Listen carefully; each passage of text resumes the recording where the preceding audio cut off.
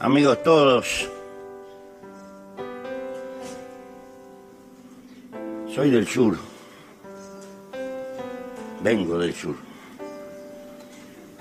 Esquina del Atlántico y el Plata, mi país, es una penillanura suave, templada, pecuaria. Su historia de puertos, cueros, tasajo, lanas y carne. Tuvo décadas púrpuras de lanzas y caballos, hasta que por fin, al arrancar el siglo XX, se puso a hacer vanguardia en lo social, en el Estado, en la enseñanza. Diría, la socialdemocracia se inventó en el Uruguay. Durante casi 50 años, el mundo nos vio como una especie de Suiza. En realidad, en lo económico, fuimos hijuelos bastardos del Imperio Británico. Y cuando este sucumbió, vivimos las amargas mieles de términos de intercambio funestos y quedamos estancados, añorando el pasado casi 50 años, recordando Maracaná, nuestra hazaña deportiva. Hoy hemos resurgido en este mundo globalizado, tal vez aprendiendo de nuestro dolor. Mi historia personal, la de un muchacho, porque alguna vez fui muchacho, que como otros quiso cambiar su época y su mundo tras un sueño, el de una sociedad libertaria y sin clases. Mis errores en parte son hijos de mi tiempo. Obviamente los asumo, pero hay veces que me grito con nostalgia. ¿Quién tuviera la fuerza de cuando éramos capaces de abrevar tanta utopía? Sin embargo, no miro hacia atrás porque el hoy real nació en las cenizas fértiles del ayer. Por el contrario, no vivo para cobrar cuentas o reverberar recuerdos. Me angustia y de qué manera el porvenir que no veré y por el que me comprometo. Sí, es posible un mundo con una humanidad mejor, pero tal vez hoy la primera tarea sea salvar la vida. Pero soy del sur y vengo del sur a esta asamblea. Cargo inequívocamente con los millones de compatriotas pobres en las ciudades, en los páramos, en las selvas, en las pampas, en los socavones de la América Latina, patria común que se está haciendo. Cargo con las culturas originarias aplastadas, con los restos del colonialismo en Malvinas, con bloqueos inútiles a ese caimán bajo el sol del Caribe que se llama Cuba. Cargo con las consecuencias de la vigilancia electrónica, que no hace otra cosa que sembrar desconfianza que nos envenenan inútilmente. Cargo con una gigantesca deuda social y con la necesidad de defender la Amazonia, los mares, nuestros grandes ríos de América. Cargo con el deber de luchar por patria para todos y para que Colombia pueda encontrar el camino de la paz. Y cargo con el deber de luchar por tolerancia. La tolerancia se precisa para con aquellos que son distintos y con los que tenemos diferencias y discrepamos. No se precisa la tolerancia para los que estamos de acuerdo. La tolerancia es el fundamento de poder convivir en paz y entendiendo que en el mundo somos diferentes.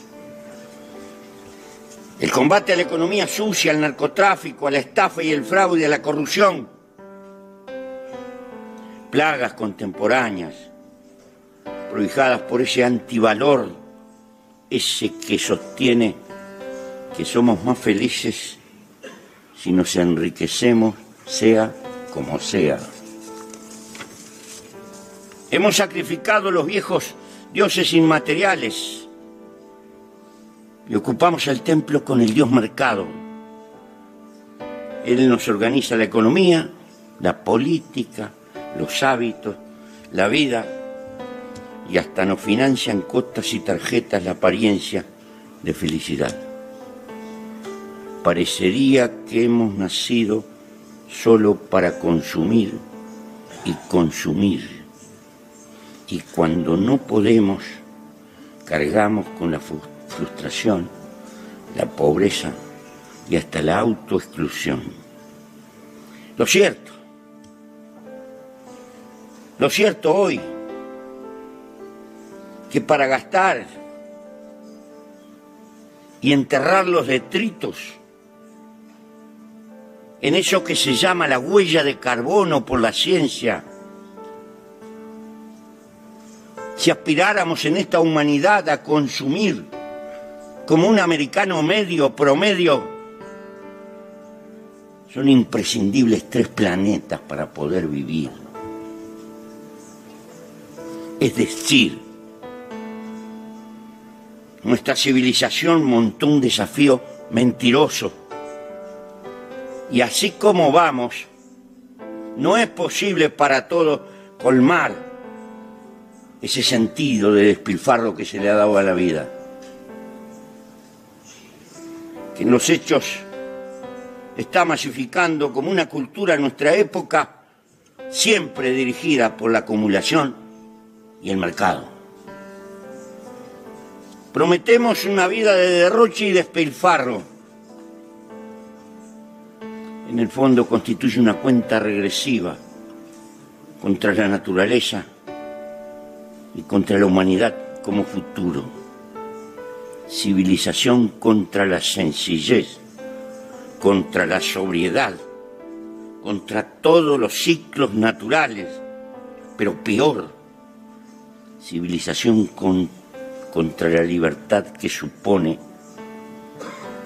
tener tiempo para vivir las relaciones humanas, lo único trascendente, amor, amistad, aventura, solidaridad, familia. Civilización contra el tiempo libre que nos paga,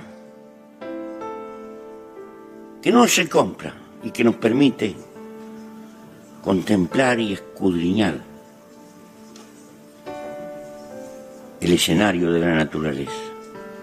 Arrasamos las selvas verdaderas, e implantamos selvas anónimas de cemento. Enfrentamos al sedentarismo con caminadores, al insomnio con pastillas, a la soledad con electrónica. ¿Es que somos felices alejados de lo eterno humano? Cabe hacerse esta pregunta. Aturdidos, huimos de nuestra biología que defiende la vida por la vida misma como causa superior y la suplantamos por el consumismo funcional a la acumulación. La política, la eterna madre del acontecer humano, quedó engrillada a la economía y al mercado. De salto en salto, la política no puede más que perpetuarse y como tal delegó el poder y se entretiene aturdida luchando por el gobierno. Desbocada marcha la historieta humana comprando y vendiendo todo e innovando para poder negociar de algún modo lo que es innegociable. Hay marketing para todo, para los cementerios, el servicio fúnebre, las maternidades, marketing para padres, para madres, para abuelos y tíos, pasando por las secretarias, los autos y las vacaciones. Todo es negocio. Todavía, las campañas de marketing caen deliberadamente sobre los niños y su psicología para influir sobre los mayores y tener hacia el futuro un territorio asegurado. Sobran puestas pruebas de estas tecnologías, bastante abominables que a veces conducen a la frustración en más. El hombrecito promedio de nuestras grandes ciudades deambula entre las financieras y el tedio rutinario de las oficinas, a veces atemperadas con aire acondicionado. Siempre sueña con las vacaciones y la libertad. Siempre sueña con concluir las cuentas, hasta que un día el corazón se para y adiós. Habrá otro soldado cubriendo las fauces del mercado, asegurando la acumulación. Es que la crisis es la impotencia de la política, incapaz de entender que la humanidad no se escapa, ni se escapará del sentimiento de nación, sentimiento que casi está incrustado en nuestro código genético. De algún lado somos. Pero hoy es tiempo de empezar a batallar para preparar un mundo sin frontera. La economía globalizada no tiene otra conducción que el interés privado de muy pocos, y cada Estado nacional mira su estabilidad continuista. Y hoy, la gran tarea para nuestros pueblos, en nuestra humilde manera de ver, es el todo. Como si esto fuera poco, el capitalismo productivo, francamente productivo, está medio prisionero en la caja de los grandes bancos, que en el fondo son la cúspide del poder mundial. Más claro. Creemos que el mundo requiere a gritos reglas globales que respeten los logros de la ciencia que abunda, pero no es la ciencia la que gobierna el mundo. Se precisan, por ejemplo, una larga agenda de definiciones. ¿Cuántas horas de trabajo en toda la Tierra? ¿Cómo convergen las monedas? ¿Cómo se financia la lucha global por el agua y contra los desiertos? ¿Cómo se recicla y se presiona contra el calentamiento global? ¿Cuáles son los límites de cada gran quehacer humano? Sería imperioso lograr consensos planetarios para desatar solidaridad hacia los más oprimidos, castigar impositivamente el despilfarro y la especulación, movilizar las grandes economías, no para crear descartables con obsolencia calculada, sino bienes útiles, sin frivolidades, para ayudar a levantar a los más pobres del mundo, bienes útiles contra la pobreza mundial. 1000 veces más redituable que hacer guerras es volcar un neo-keynesianismo útil de escala planetaria para abolir las vergüenzas más flagrantes que tiene este mundo. Tal vez nuestro mundo necesita menos organismos mundiales, esos que organizan los foros y las conferencias, que le sirven mucho a las cadenas hoteleras y a las compañías aéreas, y que en el mejor de los casos nadie recoge ni lo transforma en decisiones. Necesitamos, sí, mascar mucho lo viejo y eterno de la vida humana junto a la ciencia. Esa ciencia que se empeña por la humanidad no para hacerse rico. Con ellos, con los hombres de ciencia de la mano, primeros consejeros de la humanidad, establecer acuerdos para el mundo entero. Ni los estados nacionales grandes, ni las transnacionales, y mucho menos el sistema financiero deberían gobernar el mundo humano. Sí, la alta política entrelazada con la sabiduría científica. Allí está la fuente. Esa ciencia que no apetece el lucro, pero que mira el porvenir y que nos dice cosas que no atendemos.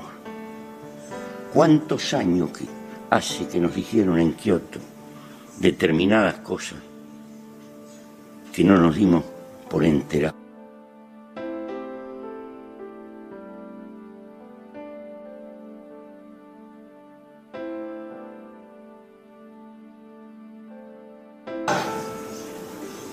Que no atendemos. ¿Cuántos años hace que nos dijeron en Kioto determinadas cosas que no nos dimos por enterados?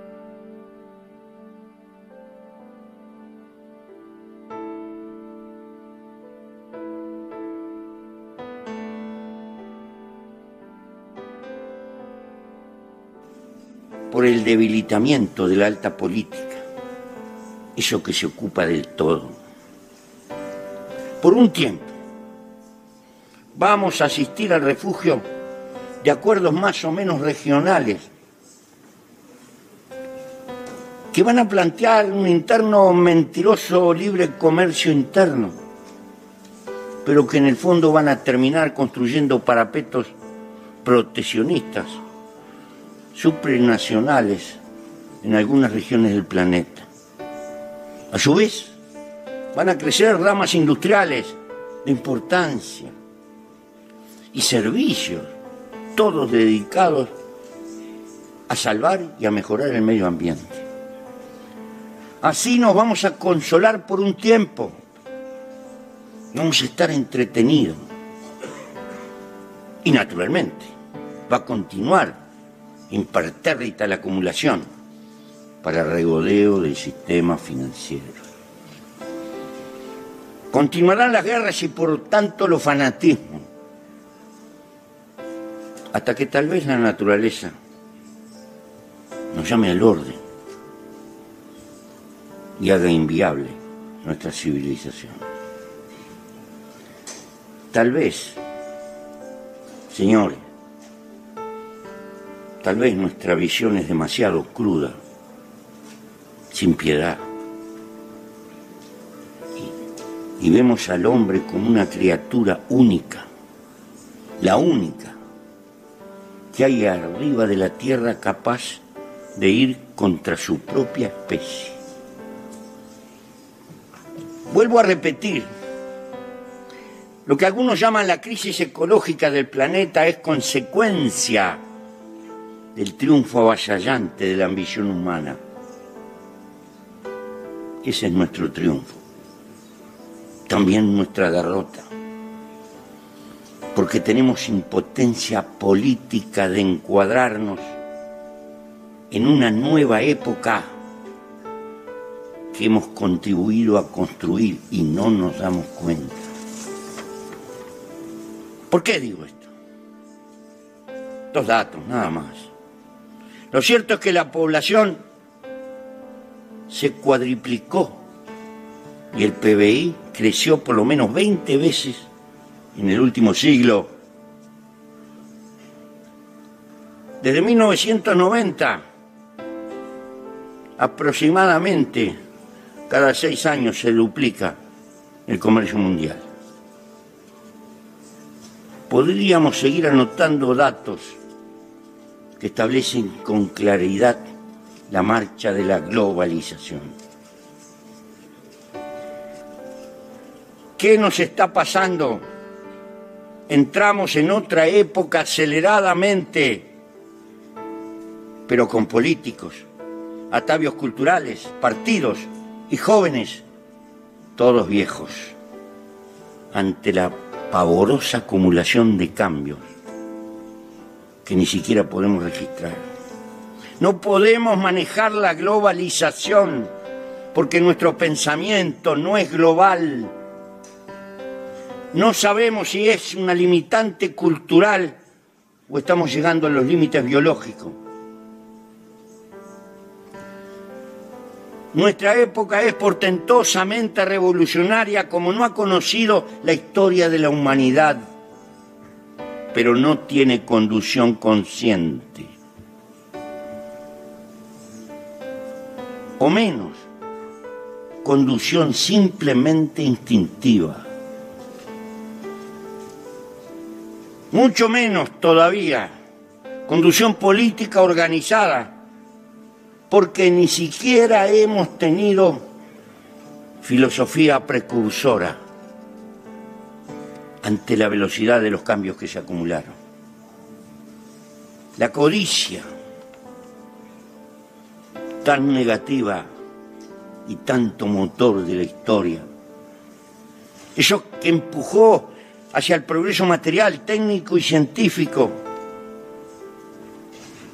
que ha hecho lo que es nuestra época y nuestro tiempo y un fenomenal adelante en muchos frentes.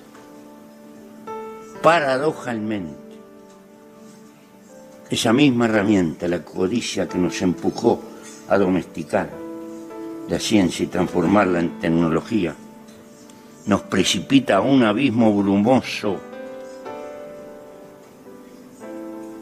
a una historia que no conocemos, a una época sin historia, y nos estamos quedando sin ojos ni inteligencia colectiva para seguir colonizando y perpetuarnos, transformándonos. Porque si una característica tiene este bichito humano, es que es un conquistador antropológico. Parece que las cosas toman autonomía y las cosas someten a los hombres. Por un lado u otro, sobran atisbos para vislumbrar estas cosas y en todo caso vislumbrar el rumbo. Pero nos resulta imposible colectivizar decisiones globales por ese todo. Más claro, la codicia individual ha triunfado largamente sobre la codicia superior de la especie.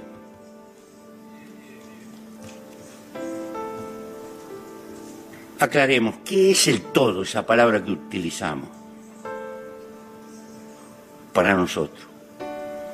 Es la vida global del sistema Tierra, incluyendo la vida humana, con todos los equilibrios frágiles que hacen posible que nos perpetuemos. Por otro lado, más sencillo, menos opinable y más evidente, en nuestro occidente particularmente, porque de ahí venimos, aunque venimos del sur.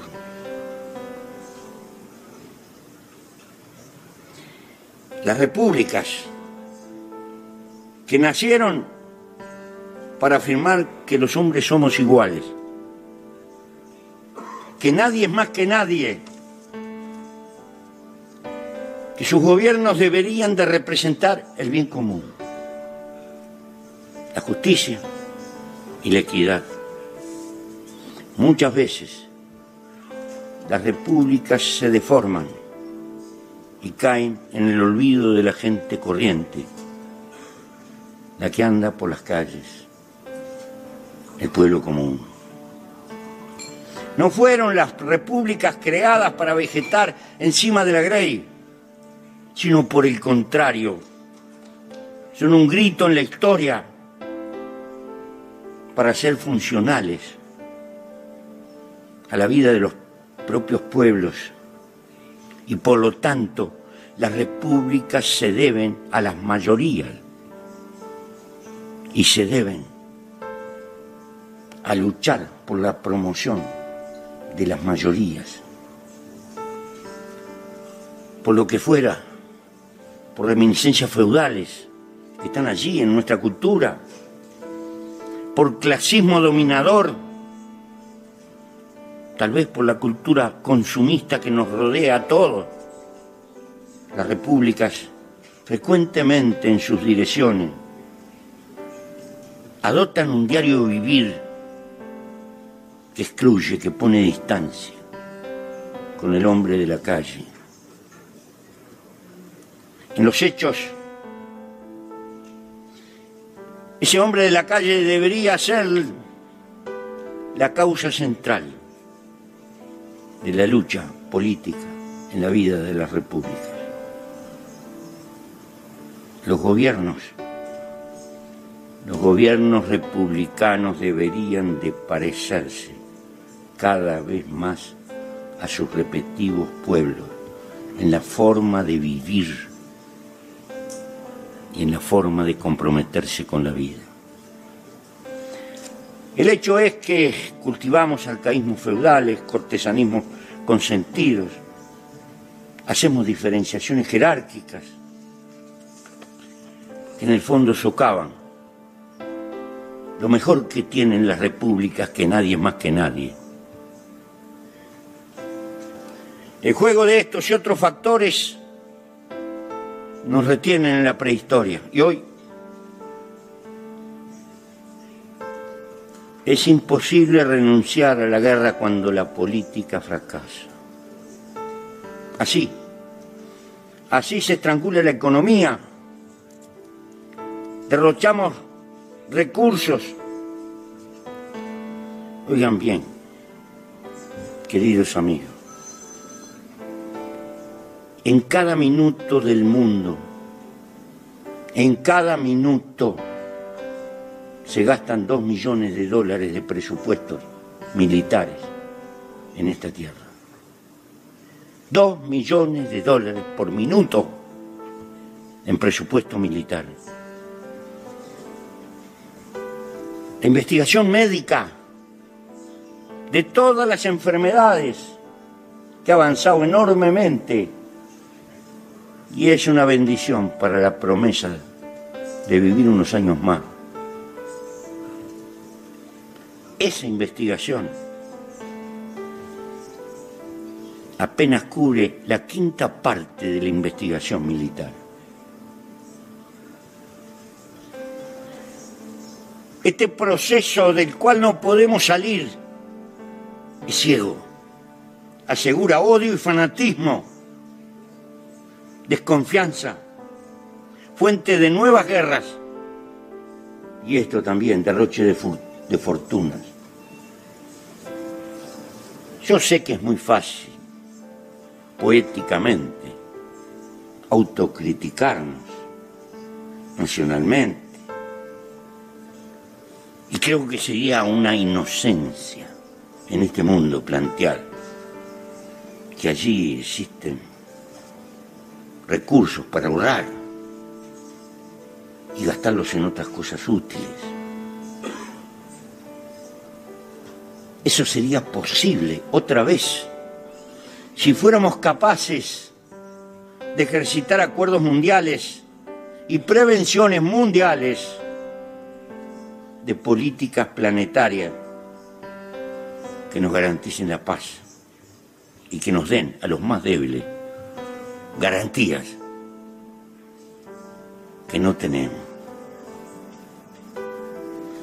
Ahí habría enormes recursos para recortar y atender las mayores vergüenzas arriba de la tierra. Pero basta una pregunta en esta humanidad hoy. ¿A dónde se iría sin la existencia de esas garantías planetarias? Entonces, cada cual la se vela de armas de acuerdo a su magnitud. Y allí estamos, porque no podemos razonar como especie, apenas como individuos. Las instituciones mundiales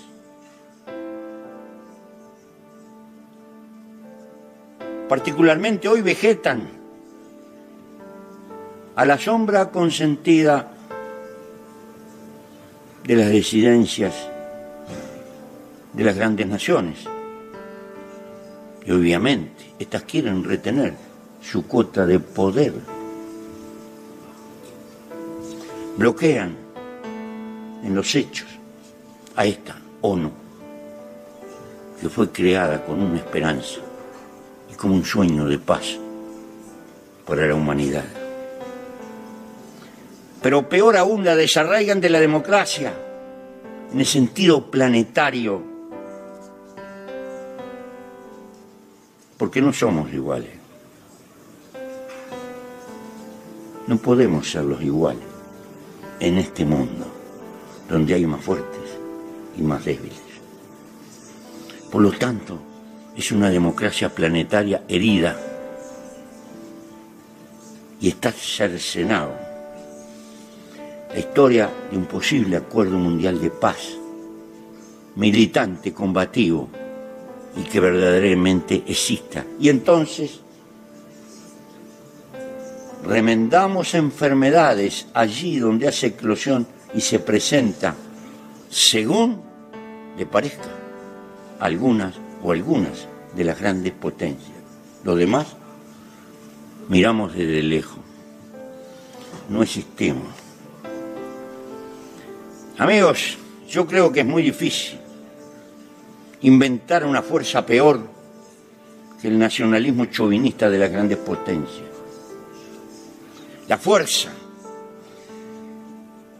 que es liberadora de los débiles, el nacionalismo, tan padre de los procesos de descolonización, formidable hacia los débiles, se transforma en una herramienta opresora en las manos de los fuertes. Y vaya que en los últimos 200 años hemos tenido ejemplos por todas partes.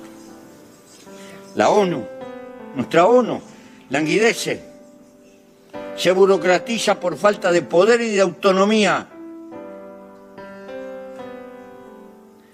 de reconocimiento, sobre todo de democracia, hacia el mundo más débil que constituye la mayoría aplastante del planeta.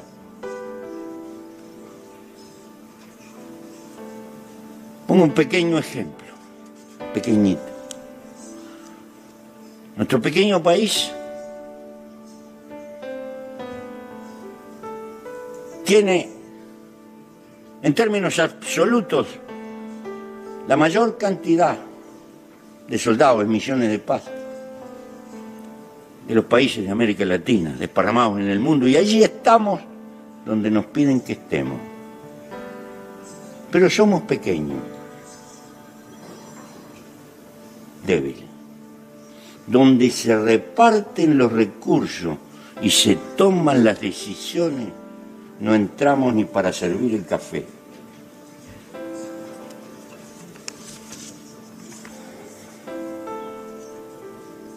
En lo más profundo de nuestro corazón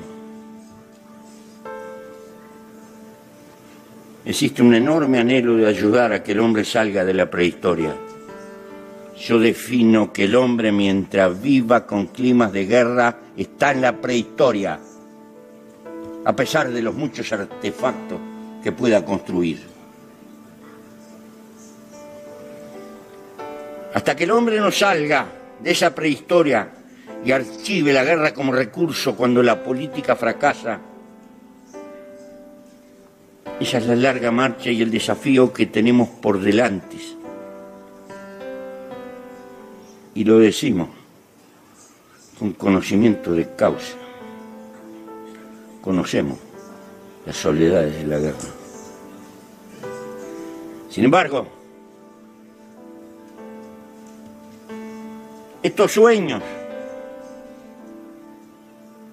estos desafíos que están en el horizonte implican luchar por una agenda de acuerdos mundiales que empiecen a gobernar nuestra historia y superar paso a paso las amenazas a la vida. La especie como tal debería tener un gobierno para la humanidad que supere el individualismo y bregue por recrear cabezas políticas que acudan al camino de la ciencia y no solo a los intereses inmediatos que nos están gobernando y ahogando. Paralelamente hay que entender que los indigentes del mundo no son de África o de América Latina, son de la humanidad toda. Y esta debe como tal, globalizada, propender a empeñarse en su desarrollo, en que puedan vivir con decencia por sí mismos.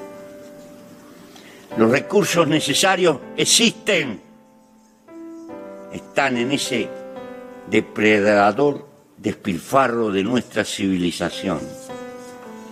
Hace pocos días le hicieron ahí en California, en una agencia de bomberos, un homenaje a una bombita eléctrica que hace 100 años está prendida.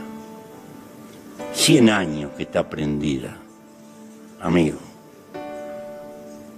¿cuántos millones de dólares nos sacaron del bolsillo haciendo deliberadamente porquerías para que la gente compre, compre, compre, compre, compre? Pero esta globalización de mirar por todo el planeta y por toda la vida significa un cambio cultural brutal. Es lo que nos está requiriendo la historia. Toda la base material ha cambiado y ha tambaleado. Los hombres, con nuestra cultura, permanecemos como si no hubiera pasado nada. Y en lugar de gobernar la globalización, esta nos gobierna a nosotros. Hace más de 20 años que discutimos la humilde tasa Tobin. Imposible aplicarla a nivel del planeta. Todos los bancos de poder financiero se levantan, heridos en su propiedad privada y qué sé yo cuántas cosas más. Sin embargo, esto es lo paradojal. Sin embargo, con talento, con trabajo colectivo, con ciencia, el hombre paso a paso es capaz de transformar en verde a los desiertos. El hombre puede llevar la agricultura al mar. El hombre puede crear vegetales que vivan con agua salada.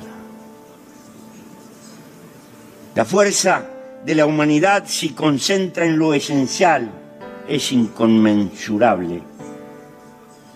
Allí están las más portentosas fuentes de energía. ¿Qué sabemos de la fotosíntesis? Casi nada. La energía en el mundo sobra si trabajamos para usarla con ella. Es posible arrancar de cuajo toda la indigencia del planeta. Es posible crear estabilidad. Y será posible a generaciones venideras si logran empezar a razonar como especie, no solo como individuos, llevar la vida a la galaxia y seguir con ese sueño conquistador que llevamos en nuestra genética los seres humanos.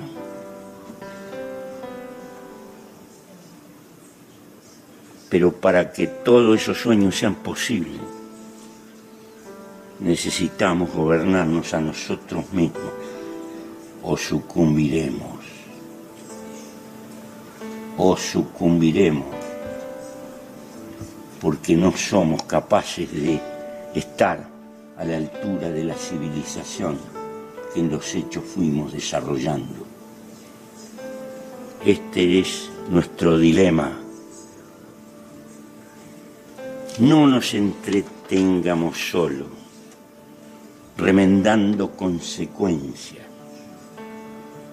Pensemos en las causas de fondo, en la civilización del despilfarro, en la civilización de luz y tire, que lo que está tirando es tiempo de vida humana malgastado, derrochando cuestiones inútiles. Piensen que la vida humana es un milagro, que estamos vivos por milagro y nada vale más que la vida. Y que nuestro deber biológico es por encima de todas las cosas respetar a la vida, impulsarla, cuidarla, procrearla y entender que la especie es nuestro nosotros. Gracias.